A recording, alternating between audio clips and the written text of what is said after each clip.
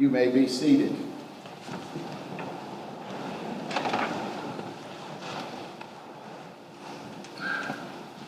I would like to take this opportunity to thank Father Massenberg and the members of St. Luke's Episcopal Church for once again extending enormous generosity to St. Augustine's University. Your support of St. Augustine's has enriched the academic opportunity for countless students, and I am so glad to see many of our students here today in our choir. Let's give these young people a round of applause.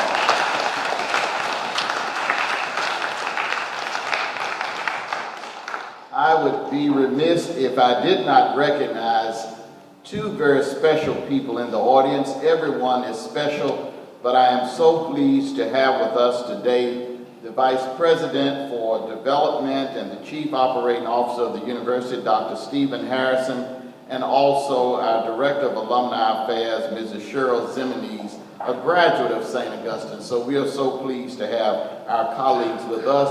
And if you would allow me to take a moment of special privilege, I have with us today two of my classmates from first grade all the way through. Miss Perlette Pulling, who is a lifelong Episcopalian, a member of St. Ambrose Episcopal Church, and also Miss Jackie Wilder, who is a graduate also of St. Augustine's and is here with us today. Please recognize my classmates from the first grade all the way up. They are wonderful. And they continue to support St. Augustine's. When I was in first grade, I was in love with both of them. I was always a special child. I would try to date Jackie the spring of the year and Perlette in the fall. So they are truly very special friends, and we are so glad to see them and have them with us today, as well as many of our alumni who are here. We love you dearly, and I want to give a special recognition to Mrs. Williams, who is a distant cousin and class of 1951, who's 90 years old. And we are so pleased to have an alum here with us. Ms. Williams, we see you in the back. Let's recognize 90 years old.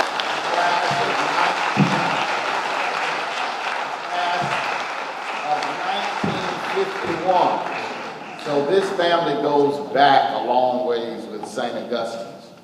On the eve of St. Augustine's 150th founding anniversary next year, I'm pleased to report to St. Luke's Historic Church that with your continued support and the support of the Episcopal Church, St. Augustine's continues its mission and will continue its mission for another 150 years.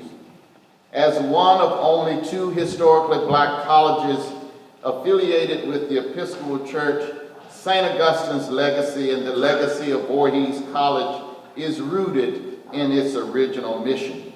And I could not pass this moment without remembering Reverend Crummell for his historical work in the Episcopal Church and for us to be in this edifice of St. Luke, the first Episcopal church in the city of Washington, D.C., returning from Africa and saying that our people too shall have the Anglican tradition. Let's give him a round of applause.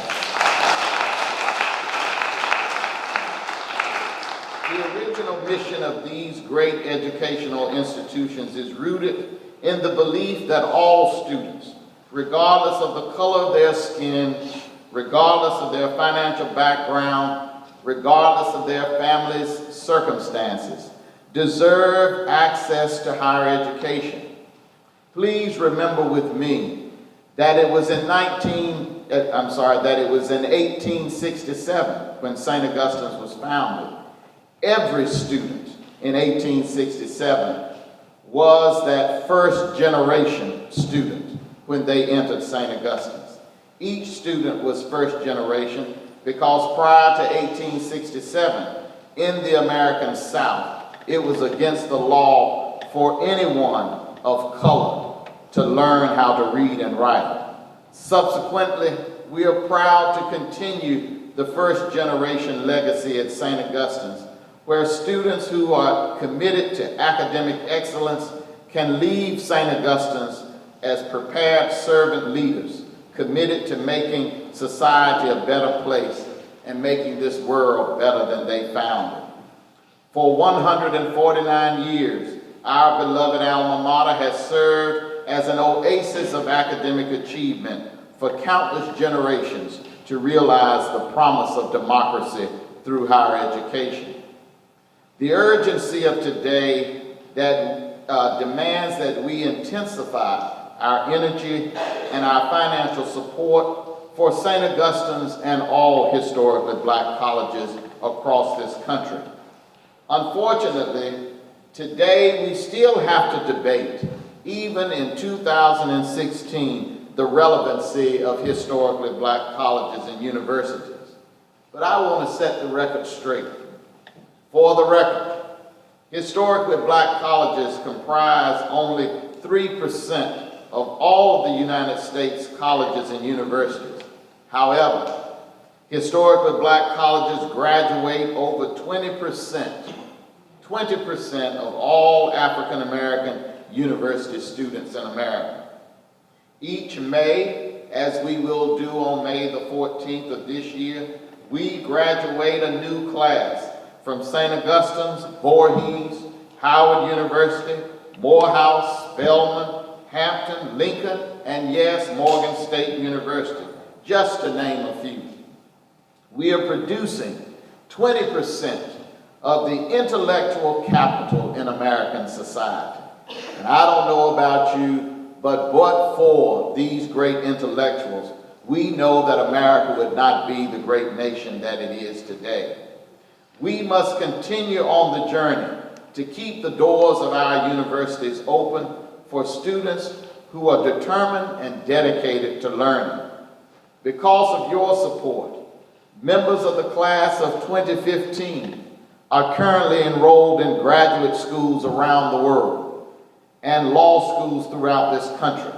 They are enrolled in medical school, dental school, and they are working for corporations and own their own businesses.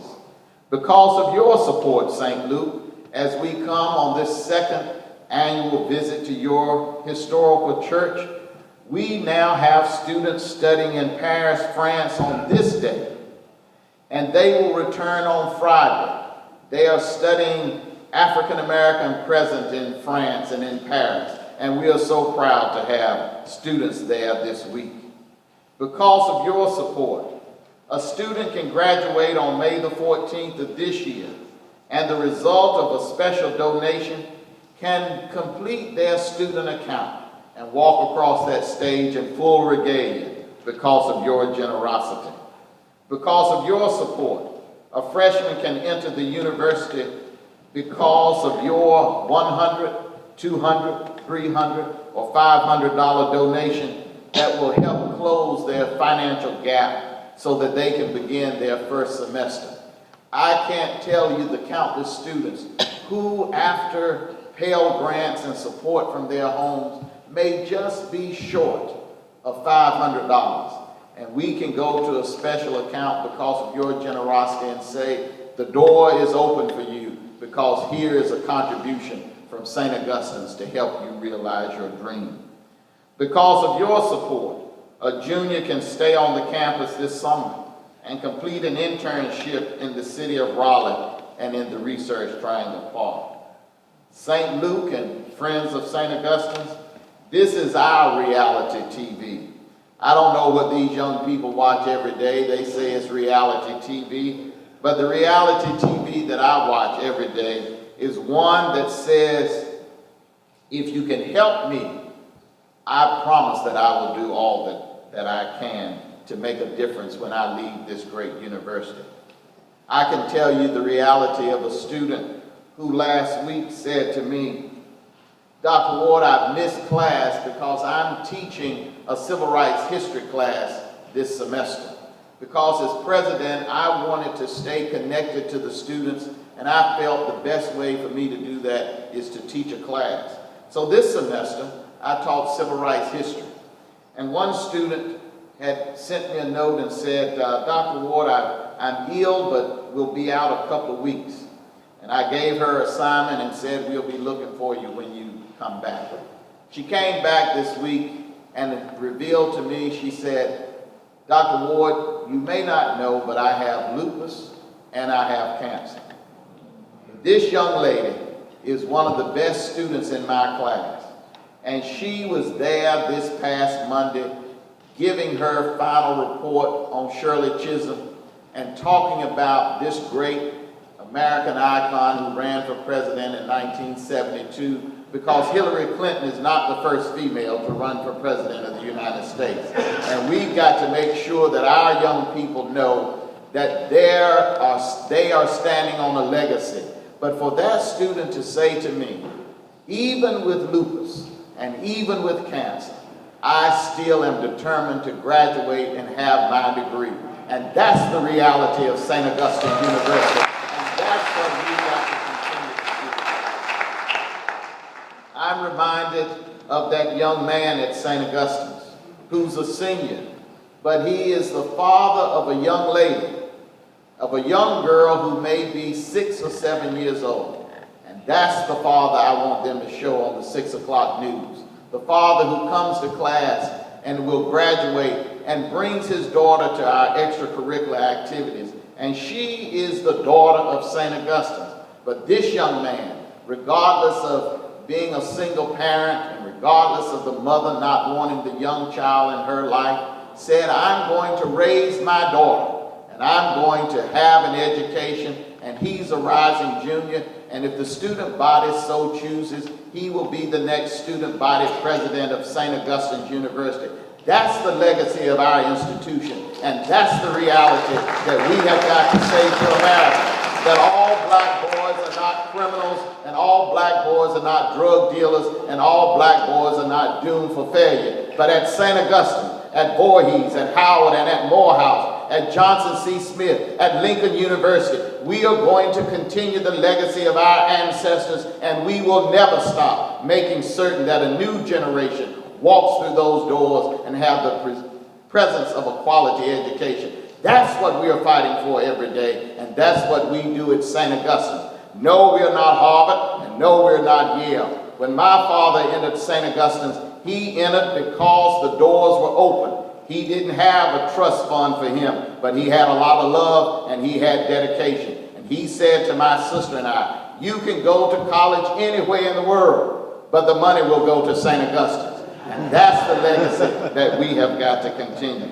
So St. Luke, we say to you that this generation, as well as all future generations, need us now more than ever before. I was so honored to meet alumni here today who had their grandchildren with them, because it's important for them to know that they have a legacy and that St. Augustine's will be there for them and for countless other young people who need that opportunity.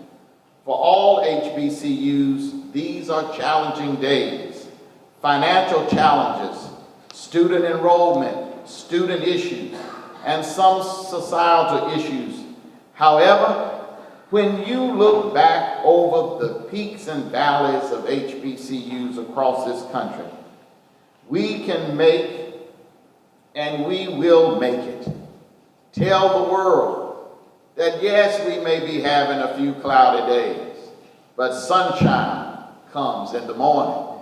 My grandmother told us joy does come in the morning.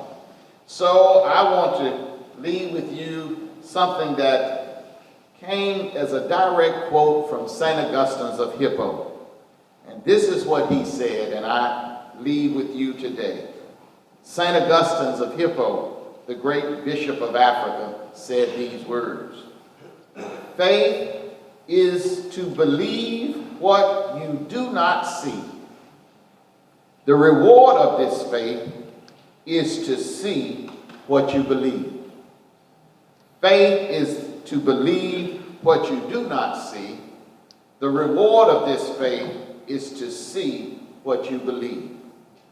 I believe in the legacy and the future of St. Augustine's University, and I will not ever stop believing in St. Augustine's.